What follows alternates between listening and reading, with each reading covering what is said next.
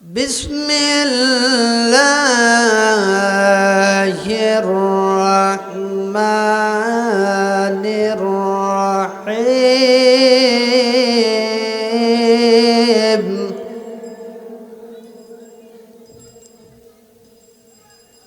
وإذ يمكر بك الذين كفروا ليثبتوك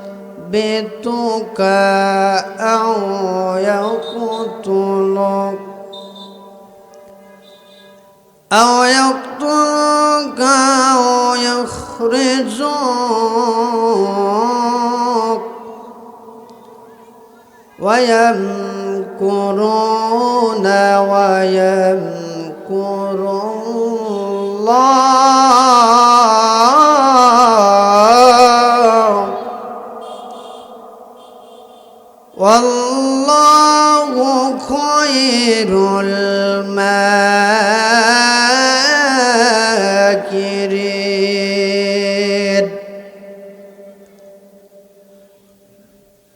الله أكبر.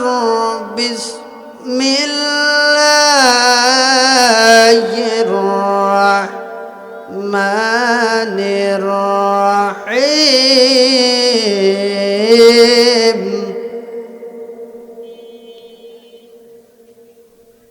إن الله وملائكته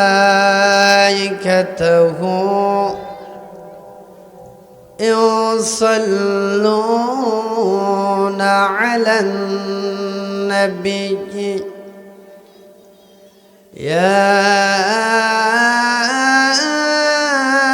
أيها الذين آمنوا صلوا عليه وسلموا تسليما. اللهم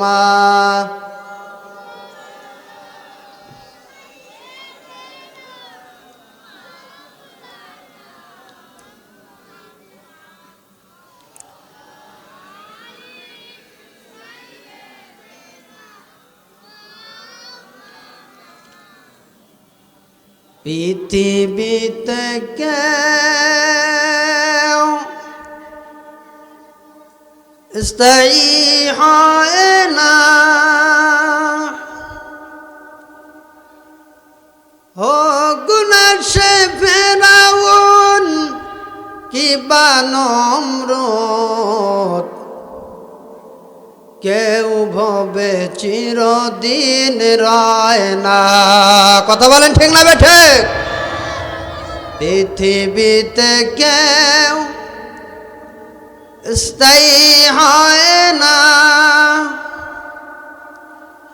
হোক না সে ফেরাউন কিবা নমরুদ, কেউ ভবে চিরদিন রয় না।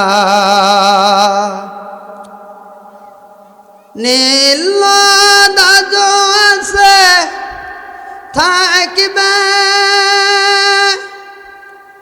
সত্যকে চিরদিন ডাকবে, ডেকে ডেকে বলে যাবে দিন রাত, ডেকে ডেকে বলে যাবে দিন রাত, কেউ যেন ফেরাউন হয় না, কেউ যেন নমরুদ হয় না, কেউ যেন জালিম সরকার হয় না। লিল্লাহ তাকবীর। আলহামদুলিল্লাহ, বাংলাদেশ ঐতিহ্যবাহী রাজশাহী বিভাগের চাঁপাইনবাবগঞ্জ জেলার ঐতিহাসিক 3 দিনব্যাপী তাফসিরুল কোরআন মাহফিল আজকের দ্বিতীয় অধিবেশনের সম্মানিত সভাপতি নুরুল ইসলাম প্রফেসর বারাকাল্লাহু ফি হায়াতি, আল্লাহ তার হায়াতে তাইয়্যিবা দান করুক, সকলে বলি আল্লাহুম্মা আমিন। ভূমিকাতে যাওয়া যাবে না, অল্প সময়ে আপনাদেরকে কোরআন অ্যান্ড হাদিস থেকে কিছু কথা শোনাবো। শুনতে রাজি আছেন মুসলমান? রাজি আছেন? কারা কারা শুনবেন দুই হাত তুলে একটা তাকবীর লাগান তো দেখি। লিল্লাহে তাকবীর, আরো জোরে লিল্লাহে তাকবীর। আপনারা কি কোরআনকে ভালোবাসেন? কোরআনকে ভালোবাসেন? রাসূলকে ভালোবাসেন? রাসূল যে আদর্শ দিয়ে, যে কোরআন দিয়ে তার জীবন পরিচালনা করেছে, সেভাবে আমাদের জীবন পরিচালনা করার দরকার আছে না নাই? জোরে কথা বলেন, আছে না নাই? ইসলামটা একটা হচ্ছে পরিপূর্ণ জীবন ব্যবস্থা। Islam is the complete code of life. Islam পরিপূর্ণ জীবন ব্যবস্থা। যদি কেউ বলে ইসলামের মধ্যে রাজনীতি নাই, সে কি ঠিক বলেছে? কথা বলেন, ঠিক বলেছে? ইসলামের মধ্যে রাজনীতি, পারিবারিক নীতি, সমাজনীতি, যত কিছু আপনি চান না কেন, সমস্ত কিছু কোরআনের মধ্যে, ইসলামের মধ্যে আছে। কথা বলেন, ঠিক না বেঠিক? যদি কোরআনের মধ্যে, ইসলামের মধ্যে সব কিছু আছে কিন্তু রাজনীতি নাই, পূর্ণাঙ্গ হবে স্যার? পূর্ণাঙ্গ হবে বলেন? কখনো পূর্ণাঙ্গ হতে পারে না। অতএব বোঝা গেল যে ইসলাম যেহেতু পরিপূর্ণ জীবন ব্যবস্থা, কোরআনটা একটা হচ্ছে পরিপূর্ণ গাইডলাইন, এজন্য সেখানেই সব কিছু অবশ্যই আছে। আপনি আপনার জীবন পরিচালনা করবেন কোরআন দিয়ে, আপনি আপনার জীবন এবং আদর্শ গঠন করবেন রাসূল সাল্লাল্লাহু আলাইহি ওয়াসাল্লামকে দিয়ে, তাহলে ইহকালে শান্তি পাবেন, পরকালে মুক্তি পাবেন। কথা বলেন, ঠিক না বেঠিক? আমরা এখানে যারা আছি প্রত্যেকটি মুসলমান, আপনারা কি চান কোরআনটা সংসদে যাক? আপনারা চান কোরআন দিয়ে আইন পাস হোক? এই কোরআন দিয়ে तमाम বিশ্বের মধ্যে কোরআন দিয়ে আইন চলুক। কারা কারা চান দুই হাত তুলে আল্লাহকে দেখান মুসলমান। লিল্লাহে তাকবীর, হাত নামান।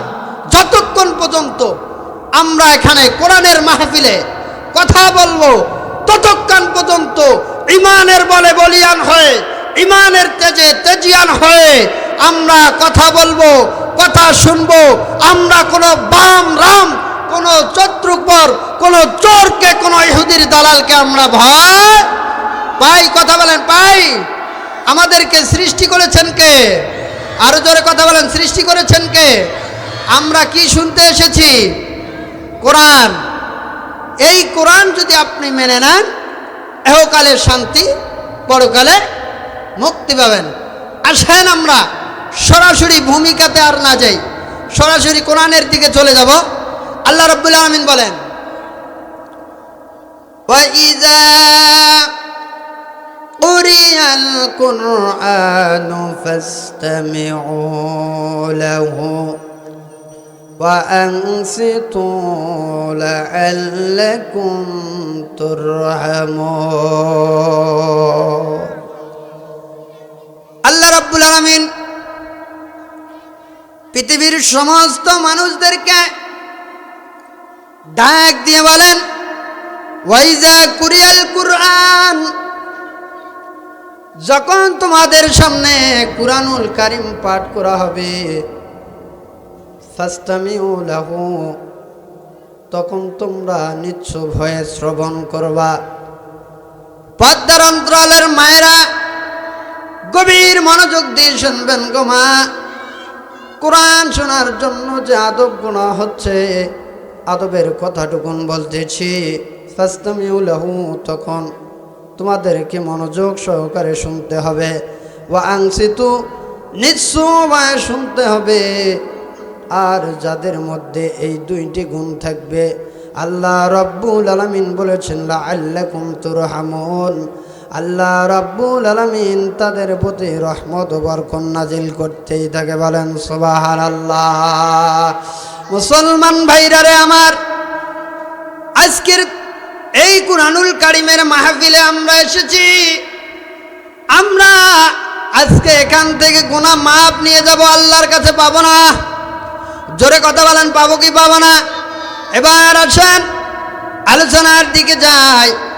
বিশ্ব নবী জিনার বিধান দিয়ে জিনাকে আমাদেরকে আদর্শ এবং মডেল হিসাবে, আমাদের খাতামুন নবিয়্যিন নবী হিসাবে দুনিয়ার জমিনে পাঠিয়েছে। সেই নবীজির উপরে আমি আপনাদেরকে আলোচনা শোনাবো। মুসলমান আমার যুবক ভাইরা, আমি সর্বপ্রথম আপনাদেরকে বলি, যে সমস্ত যুবকেরা, মুরব্বী বাবারা আজকের এই কুরআনুল কারীমটাকে জান্নাতের বাগান তৈরি করে দিয়েছে, আল্লাহ তাদেরকে উসিলায় মাফ করে দেন। সকলে বলুন আল্লাহুম্মা আমিন। মুসলমান ভাইরা রে আমার, আমাদের মধ্যে কি নবীর ভালোবাসা আছে? আর একটু জোরে বলেন, আছে না নাই? এবার যদি নবীর ভালোবাসা থাকে, এই নবীর জন্য যদি আপনার জীবন দেওয়া লাগে, নবীর জন্য যদি আপনার জান দেওয়া লাগে, নবীর জন্য যদি আপনার বাড়ি ঘর ছাড়া লাগে, নবীর জন্য যদি আপনাকে জেল খাটা লাগে, আপনারা সব সাথে রাজি আছেন না? না আছেন মুসলমান? এবার আসেন বিশ্ব নবী হযরতে মুহাম্মদুর রাসূলুল্লাহ সাল্লাল্লাহু আলাইহি ওয়াসাল্লাম, আল্লাহ রাব্বুল আলামিন যার ব্যাপারে বলেছেন, ওয়া মা আরসালনাকা ইল্লা রাহমাতাল লিল আলামিন। আল্লাহু আকবার। আল্লাহ রাব্বুল আলামিন জিনাকে রাহমাতাল লিল আলামিন হিসাবে প্রেরণ করেছেন।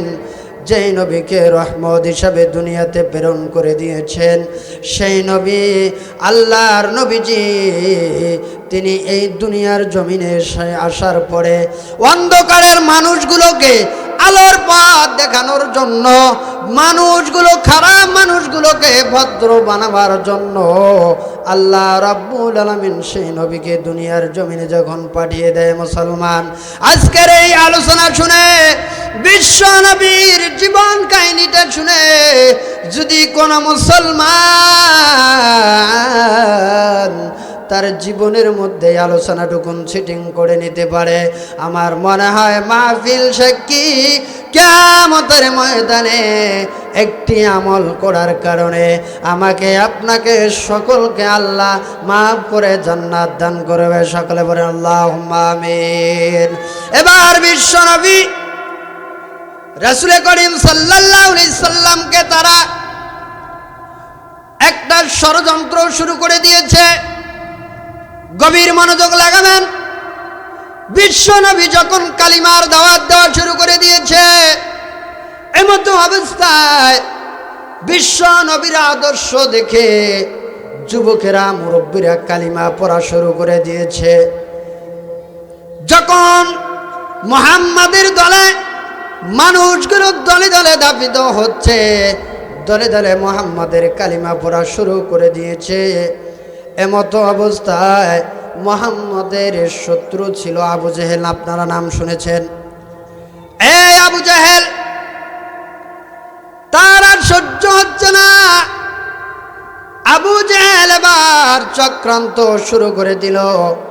বিশ্ব নবীর উপর যখন চক্রান্ত শুরু করে দিয়ে দেয়, এমত অবস্থায় আবু জেহেল বিশ্ব নবীকে ষড়যন্ত্র করে জেলের মধ্যে বন্দী করে রেখেছে। বলেন নাউযুবিল্লাহ।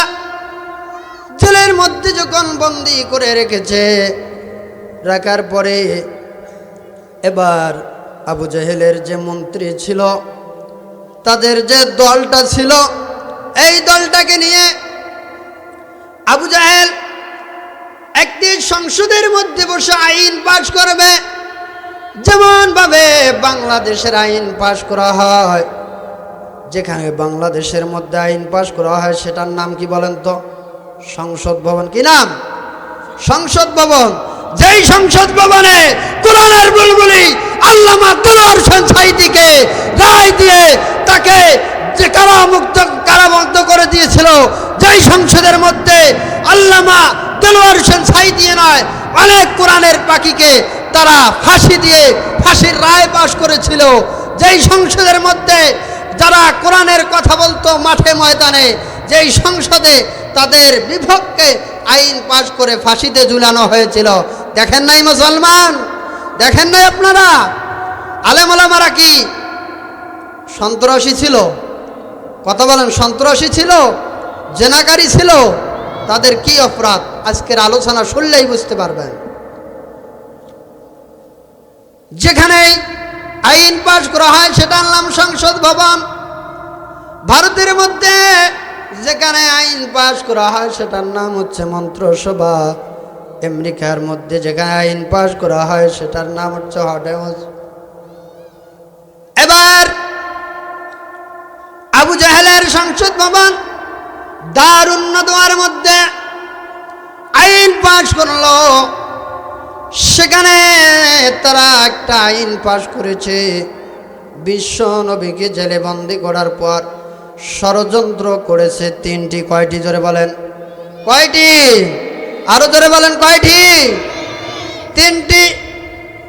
কি ষড়যন্ত্র তিনটি করেছেন?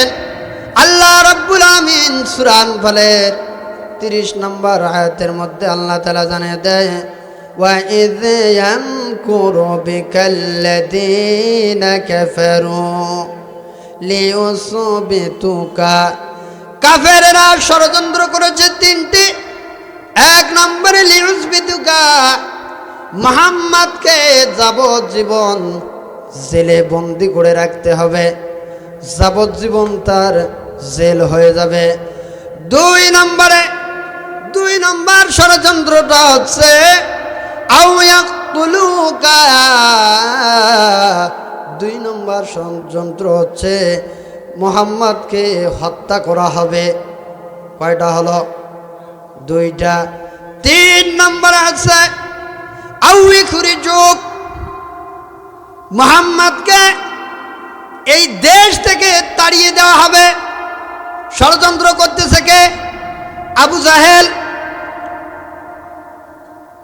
যদি এই তিনটি ষড়যন্ত্র করার পর মুহাম্মদকে যখন এই দেশ থেকে তাড়িয়ে দিব, তখন আর এই দেশের মধ্যে মুহাম্মদের কালিমা প্রচার করার কোনো মানুষ থাকবে না, মুহাম্মদের ধর্ম গ্রহণ করার কোনো মানুষ থাকবে না।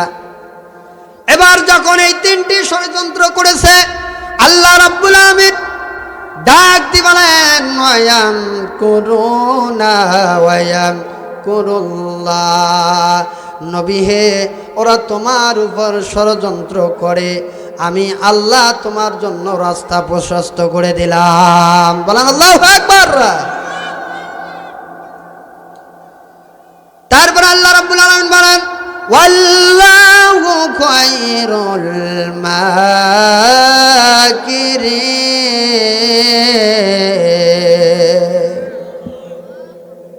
আল্লাহ রাব্বুল আলামিন ডাক দে, নবী হে, কাফেরেরা জানে না ওরা কি ষড়যন্ত্র করে, জানেন কে? আমার আল্লাহ জানেন কি জানেন না?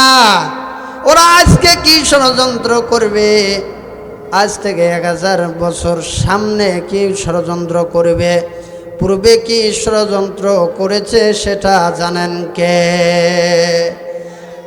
এবার এর মতো করে নবীর উপর যখন ষড়যন্ত্র করা হয়, বিশ্ব নবীকে জেলের মধ্যে বন্দি করে রেখেছে। আপনারা বলেন তো, আমার নবী কি কোনো জেনাকের ছিল? আমার নবী কি কোনো ধর্ষণকারী ছিল?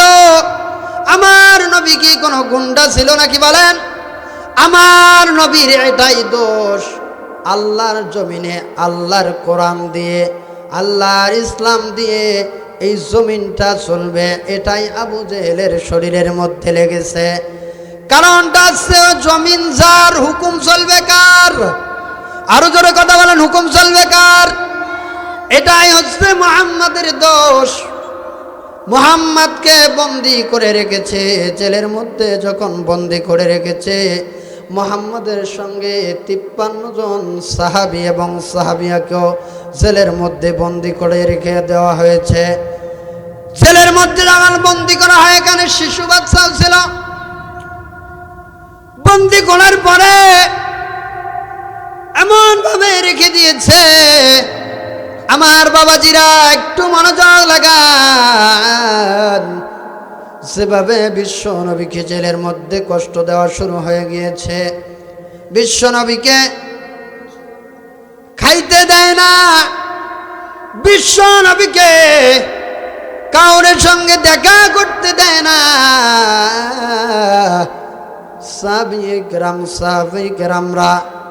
সাহাবিয়ারা তারা ছিল, সেখানে নারী ছিল, শিশু বাচ্চারা ছিল, তাদেরকে 1 মাস 2 মাস 3 মাস এরকম ধরে কোনো প্রকার খানা খাতে দেয় নাই, খাবার দেয় নাই।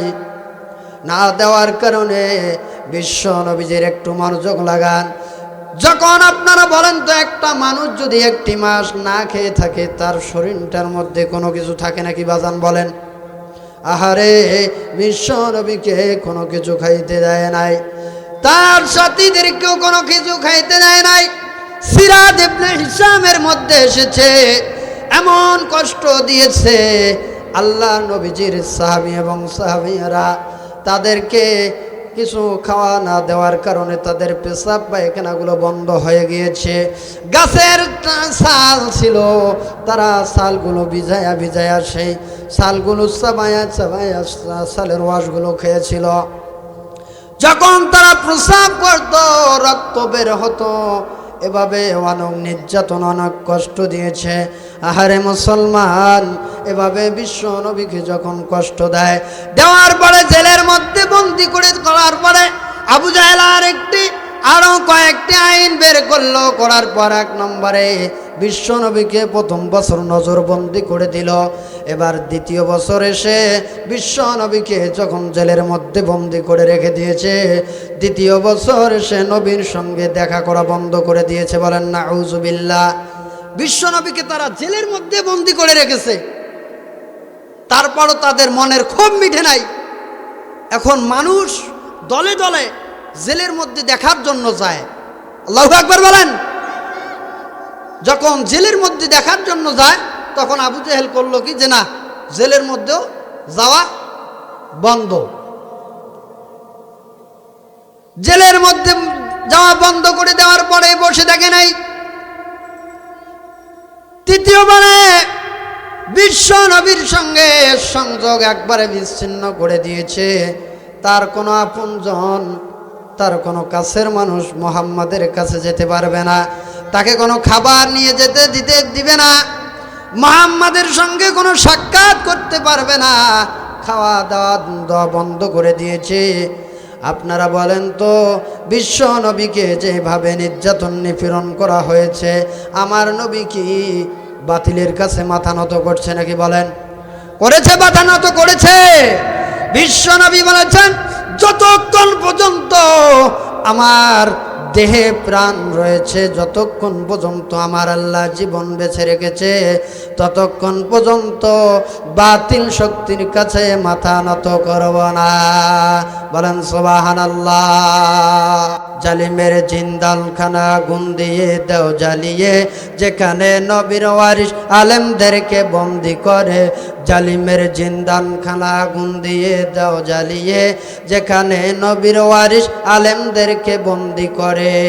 ক্ষমতার বাহাদুরি দেখিয়েছিল নমরুদ ওই ফেরাউন, সেই ক্ষমতার হয়েছে বদলাম নিশানা ঘুরছে মতন। কথা বলেন ঠিক না ঠিক?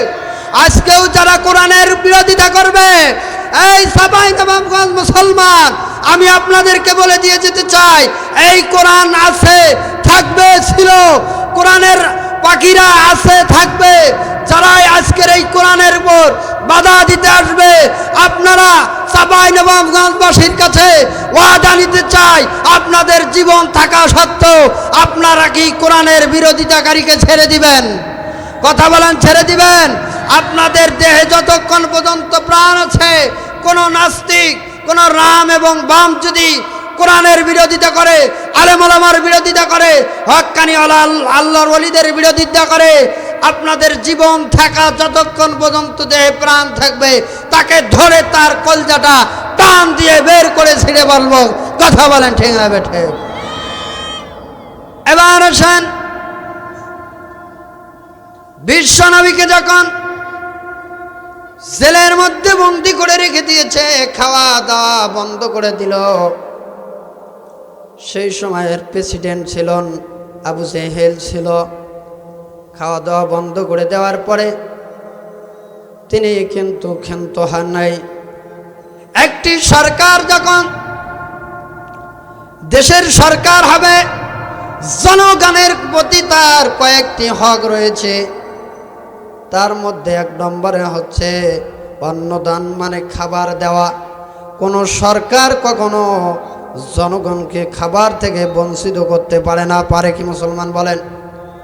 এক নম্বর আছে খাবার দেওয়া, কিন্তু আবু জাহেলের কাজ খাবার বন্ধ করা। দুই নম্বরের সরকারের কাজ হচ্ছে বস্ত্র দান, জনগণকে পোশাক দান করা। তিন নম্বরে হচ্ছে বাসস্থান দান করা। চার নম্বরে হচ্ছে শিক্ষার ব্যবস্থা করে দেওয়া, শিক্ষা জাতি শিক্ষায় সুশিক্ষিত হোক। পাঁচ নম্বর আছে চিকিৎসা, এটা হচ্ছে সরকারের দায়িত্ব। কিন্তু আবু জাহেল এমন সরকার ছিল, তিনি কখনো এগুলো কাজের মধ্যে ছিলেন না। মুহাম্মদ যা করেছে তার বিরুদ্ধে কাজ করেছিল মুসলমান। এবার আসেন, দারুন নদওয়ার মধ্যে বৈঠক হয়ে গেল, মুহাম্মদকে তারা হত্যা করবে, মুহাম্মদকে তারা মেরে ফেলবে, মুহাম্মদকে দেশ থেকে তাড়িয়ে দিবে। এভাবে যখন সমস্ত মন্ত্রীদের সামনে এরকম একটা ঘটনা, আবু জাহেল এরকম একটা কথা চালু করে দিয়ে দিল, আইন পাশ করে ফেলল। তার মন্ত্রীরা সকলের সামনে ঘোষণা হয়ে গেল। এবার যখন ঘোষণা হওয়ার পরে সকলেই চলে গেল বাড়িতে। আবু জাহেলের দারুন নদওয়ার মধ্যে যে কমিটিটা ছিল, যে মন্ত্রী সভা ছিল, তার মধ্যে প্রধান উপদেষ্টা ছিল হিশাম ইবনে আমর। কি নাম বললাম? হিশাম ইবনে আমর। উনিও শুনতে পেয়েছে বিশ্বনবীকে তারা হত্যা করবে। আবু জাহেল ঘোষণা দিয়েছে, আমার মন্ত্রী সভার, আরে তোমরা শুনো, আমি কিছুদিনকার মধ্যে আমি আমার শত্রুকে দুনিয়া থেকে বিদায় করে দিব, আর আমার মন যেভাবে চায় আমি ওইভাবে রাষ্ট্র পরিচালনা করব। এইভাবে আবু জাহেল এলাম দিয়ে দিলেন। দেওয়ার পরে সমস্ত দায়িত্বশীলেরা চলে গেল বাড়িতে। বাড়িতে যাওয়ার পর এবার হিশাম ইবনে আমর বাড়িতে চলে গেলেন। হিশাম ইবনে আমরকে দায়িত্ব দিয়েছে আবু জাহেল, প্রধান উপদেষ্টা। ওনার বয়স হচ্ছে 82 বছর। কত বছর বললাম? 82 বছর বয়স। উনি আবু জাহেলকে বুদ্ধি দেয়, ভালো ভালো পরামর্শ দেয়, শয়তানি ভালো পরামর্শ।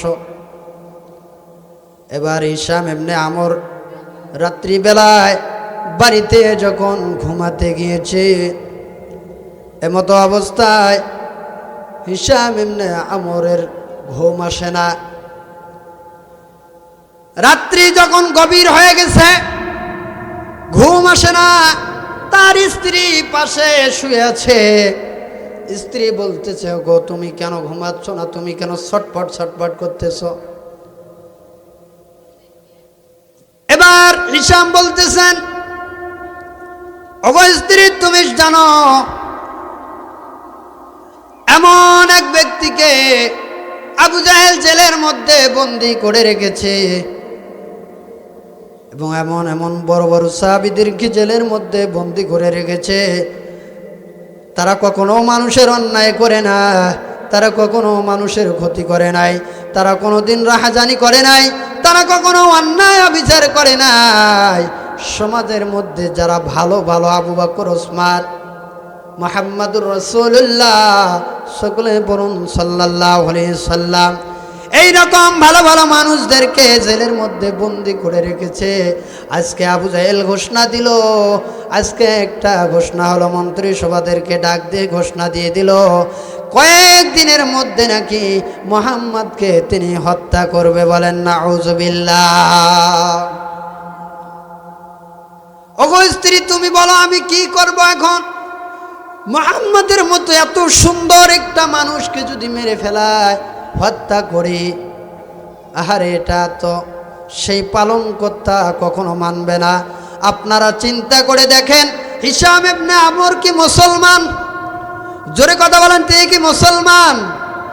কিন্তু তিনি মুসলমান না, তিনি কিন্তু ইমানদার নয়। কিন্তু তার বিবেকটা লাড়া দিয়েছে, তার একটা মেধা আছে, জ্ঞান আছে, আকল আছে, সেইটা কিন্তু লাড়া দিয়েছে, তার বিবেকের মধ্যে সেটা খেলেছে। এজন্য দেখবেন যুগে যুগে যারা কোরআনের বিরোধিতা করেছে, যারা নবীর বিরোধিতা করেছে, যারা আলেম ওলামার বিরোধিতা করেছে, বাহিরের দেশ থেকে কিন্তু কিছু হুঁশিয়ার সংকেত দিয়েছে। যদিও তারা মুসলমান না, কাফের হয়, তবুও কিন্তু তাদের বিবেকের মধ্যে লাড়া দেয়। কথা বলেন ঠিক না ঠিক? এবার তার স্ত্রী বলতেছে, স্বামী এখন তুমি কি করবা? বলে যে কোন ক্রমে আমার ঘুম আসে না, ঘুম আসতেছে না গো স্ত্রী, এরকম ভালো মানুষকে হত্যা করতে দেওয়া যাবে না। স্ত্রী ডাক দি বলে, ও স্বামী তুমি এই কথা বলো না, তুমি যদি এই কথা বলো আর আবু জেহেল যদি এই কথা শুনতে পায়, তোমাকে দুনিয়ার মধ্যে রাখবে না, তোমাকে দুনিয়া থেকে বিদায় করে দিয়ে দিবে। এবার ডাক দি হিশাম বলেন, ওগো স্ত্রী তাহলে কি করব? সেই সময়ের মধ্যে এমন একটা সময় ছিল, দিনের মধ্যে গরম ছিল, রাতের মধ্যে কিন্তু প্রচন্ড ঠান্ডা শীত পড়ে। এরকম আছে না নাই বলেন? গভীর রাত হয়ে গেছে, স্ত্রীকে ডাক দিয়ে বলতেছে, স্ত্রী আমি এবার একা এই সিদ্ধান্তটা নিব না, যে প্রকারে হোক মুহাম্মদকে বাঁচাতে হবে, মুহাম্মদকে বাঁচাতে গিয়ে যা করা লাগে আমি করব। স্ত্রী বলতেছে, কি করবা তাহলে তুমি? এবার হিশাম ইবনে আমর 82 বছর বয়সের এই লোকটি রাতের অন্ধকারে চলে গেলেন আর একজন মন্ত্রীর কাছে, যার নাম হচ্ছে জুবাইর ইবনে আবু উমাইয়া। জুবাইর ইবনে আবু উমাইয়া এই হচ্ছে আবু জাহেলের হুকুমের গোলাম। এই জুবাইর ইবনে আবু উমাইয়া, আবু জাহেল যদি বলতো তুমি অমুক ব্যক্তিটির কল্লাটা কেটে নিয়ে আসো, তখন এই জুবাইর ইবনে আবু উমাইয়া নিয়ে আসতো। এটা হচ্ছে আবু জাহেলের হুকুমের গোলাম। এবার এই জুবাইর ইবনে আবু উমাইয়ার বাড়িতে গভীর রাতের মধ্যে হিশাম ইবনে আমর চলে গেলেন। চলে যাওয়ার পরে রাতের মধ্যে গিয়ে দরজার সামনে গিয়ে হিশাম ইবনে আমর ডাক দিতেছে, ওগো জুবাইর ইবনে আবু উমাইয়া তুমি কি ঘরে আছো গো? একটি ডাক যখন দিয়েছে, জুবাইর ইবনে আবু উমাইয়া কে গো বলে তাড়াতাড়ি এসে দরজাটা খুলে দিয়েছে। বলেন আল্লাহু আকবার। একটু গভীর মনোযোগ দিয়ে শুনবেন, এদিক সেদিক লড়াচড়া করলে কিন্তু আলোচনাটা মনে থাকবে না। এবার যখন জুবাইর ইবনে আবু উমাইয়ার কাছে চলে গিয়েছে, যাওয়ার পরে হিশাম ইবনে আমর ডাক দিয়ে বলল, ওগো জুবাইর ইবনে আবু উমাইয়া তুমি এত রাত হয়েছে, তুমি কেন এখনো ঘুমাও নাই? এবার জুবাইর ইবনে আবু উমাইয়া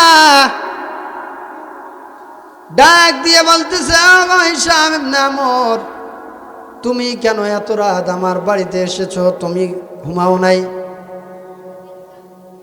এবার হিশাম ইবনে আমর বলে, তাহলে তো এর মধ্যে কিছু রহস্য রয়েছে। এবার হিশাম ইবনে আমর জুয়াইর ইবনে আবু উমাইয়াকে বলতেছ, তুমি কেন ঘুমাই না, একটু বলো। এই জুয়াইর ইবনে আবু উমাইয়া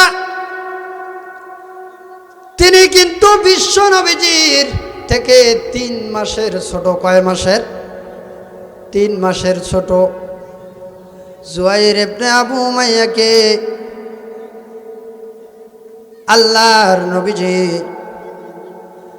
আল্লাহর নবীজি উম্মে আয়মানকে, যখন উম্মে আয়মান মদিনা থেকে আসতেছিলেন, উম্মে আয়মানের মা মুহাম্মদুর রাসূলুল্লাহ সাল্লাল্লাহু আলাইহি সাল্লামের মা উম্মে আয়মানকে দিয়েছিল। আর এই উম্মে আয়মান জুয়াইরের মাকে বিশ্ব নবীকে 6 মাস পালন করেছে। বলেন সুবহানাল্লাহ। কয় মাস? 6টি মাস পালন করেছে। আর উম্মে আয়মান হচ্ছে জুয়াইরের মায়ের আপন বোন। এবার এই উম্মে আয়মানের বোন জুয়াইরের মা,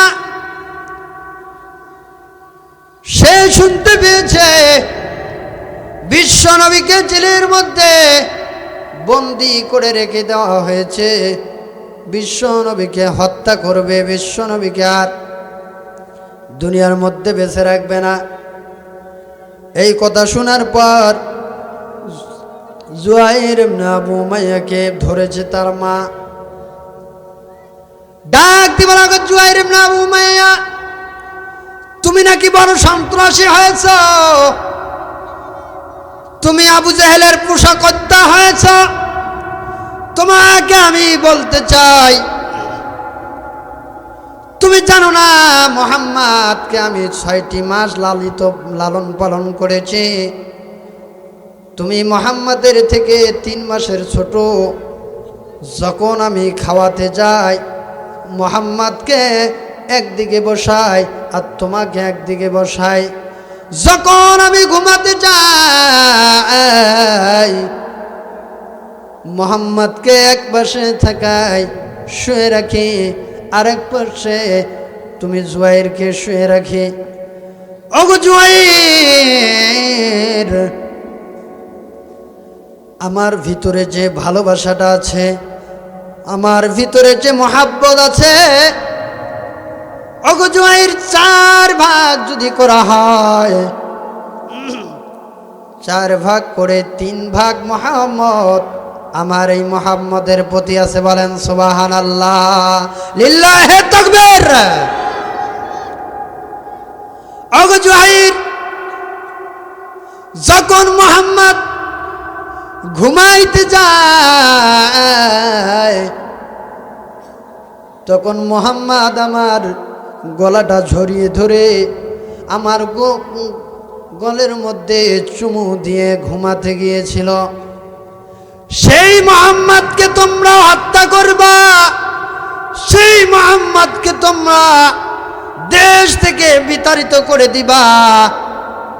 ওগো জুয়াইর, তোমাকে আমি ওসিয়ত করে যাই, যেই মুহাম্মদ কখনো অন্যায় করে নাই, যেই মুহাম্মদকে আমি লালন পালন করেছি, সেই মুহাম্মদ কখনো তোমার হক মেরে খায় নাই, যেই মুহাম্মদ মানুষের সুখে দুঃখে পাশে দাঁড়িয়েছে, তোমরা সেই মুহাম্মদকে মেরে ফেলতে চাও, হত্যা করতে চাও। ওগো জুয়াইর, আমি মা হয়ে তোমাকে বললাম, তুমি 1 নম্বর কাজ হলো তোমাকে আজকেই মুহাম্মদকে মুক্ত করার জন্য তোমাকে দাবি তোমার মুখ দিয়ে তুলতে হবে। বলেন আল্লাহু আকবার। জুয়াইর ইবনে আবু উমাইয়ার মা কিন্তু মুসলমান নয়, মুমিন নয়, কিন্তু তাদের একটা বিবেক রয়েছে, বিবেকের মধ্যে লাড়া দিয়েছে। এবার জুয়াইরের মা বলল, মুহাম্মদকে মুক্তির জন্য আজকে থেকে তোমাকে দাঁড়াতে হবে। 2 নম্বর দুই নম্বর সত্যটা হলো বাবা, মুহাম্মদকে বের করতে হবে। মুহাম্মদকে বের করতে গিয়ে আবু জেহেলের শিয়াবে আবু তালেব জেলখানায় গিয়ে জেলের তালা ভেঙ্গে মুহাম্মদকে বের করে আনতে হবে। বলেন সুবহানাল্লাহ। তিন নম্বরে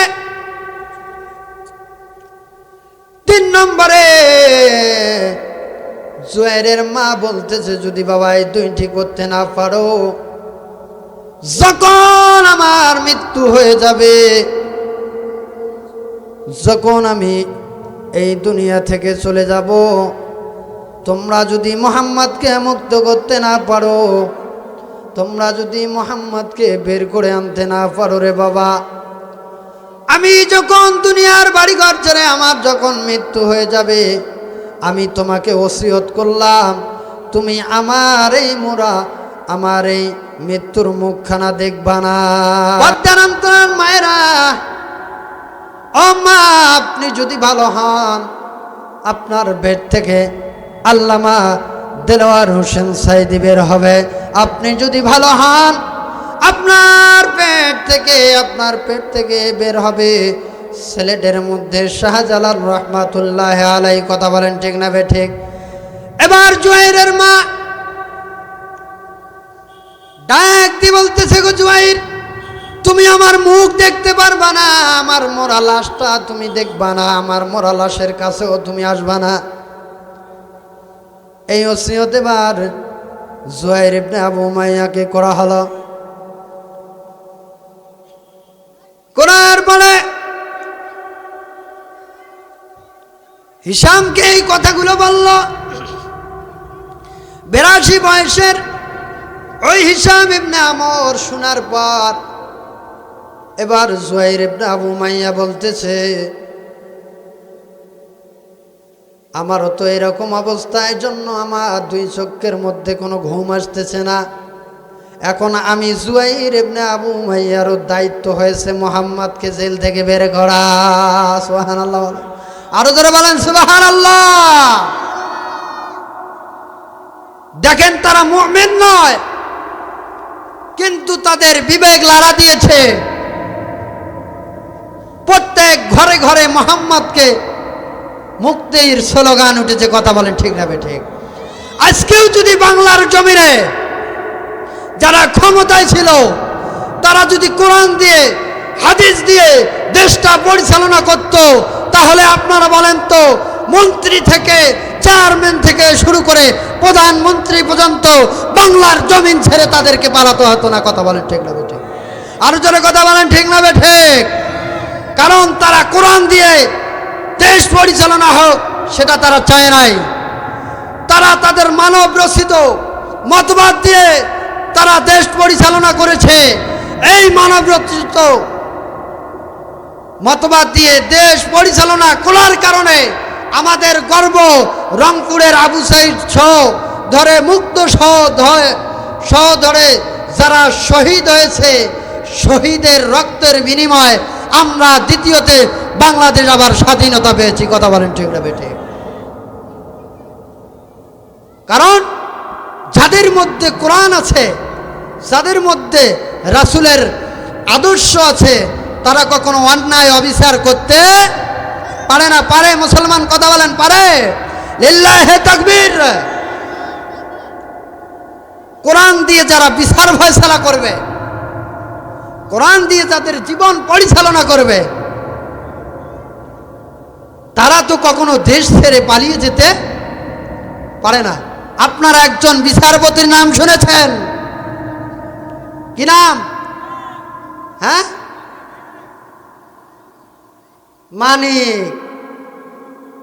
মানিক রহমাতুল্লাহ আলাই। নাউজুবিল্লাহ বলবেন না? তিনি কিন্তু একজন বিচারপতি ছিলেন। এই মানিক কোরআনের পাখি মরহুম শহীদ আল্লামা দেলোয়ার হোসেন সাইদি সাহেবের বিভাগকেও তিনি ভূমিকা করেছে। কথা বলেন ঠিক না বে ঠিক? এমনকি ক্ষমতা যখন চলে গিয়েছে, এমন কি শোনা গিয়েছে তার নাকি একটি অন্ডকোষ কি হয়েছে? কথা বলেন না কেন মুসলমান? তাহলে দেখেন আল্লাহ রাব্বুল আলামিন বলেন, ওয়ামান লাম ইয়াহকুম বিমা আনজালাল্লাহু ফাউলাইকা হুমুল কাফিরুন। আল্লাহ রাব্বুল আলামিন ডাক দিয়ে বলেন, যারা আমার বিধান দিয়ে, যারা আমার কোরআন দিয়ে বিচার ফয়সালা করে না, তারা হলো কাফের। তারা কি বলেন? কাফের। আর কাফেররা কখনো শান্তিতে থাকতে পারে না। যদি আজকে কোরআন দিয়ে তারা বিচার ফয়সালা করত, তাহলে তাদেরকে দেশ ছেড়ে দাদা বাবুর দেশে পালিয়ে যাওয়া লাগতো না। ঠিক না বেঠিক? শুধু কাফের বলে ক্ষান্ত আল্লাহ। আল্লাহ রাব্বুল আলামিন বলেছেন, ওয়ামান লাম ইয়াহকুম বিমা আনজালাল্লাহু ফাউলাইকা হুমুজ জালিমুন। আল্লাহ রাব্বুল আলামিন বলেছেন, যারা আমার এই বিধান দিয়ে, যারা আমার আইন দিয়ে বিচার ফয়সালা করে না, তারা হলো জালেম। তারা কি মুসলমান বলেন? জালেম। এবার আল্লাহ রাব্বুল আলামিন শুধু জালেম বলেই শেষ করেন নাই, এবার আল্লাহ তাআলা আবার বলেন, ওয়ামান লাম ইয়াহকুম বিমা আনজালাল্লাহু ফাউলাইকা হুমুল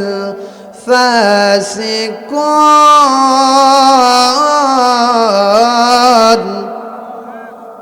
আল্লাহ রাব্বুল আলামিন বলেন, যারা আমার আইন দিয়ে, যারা আমার কোরআন দিয়ে বিচার ফয়সালা করে না, তারা হলো ফাসিক।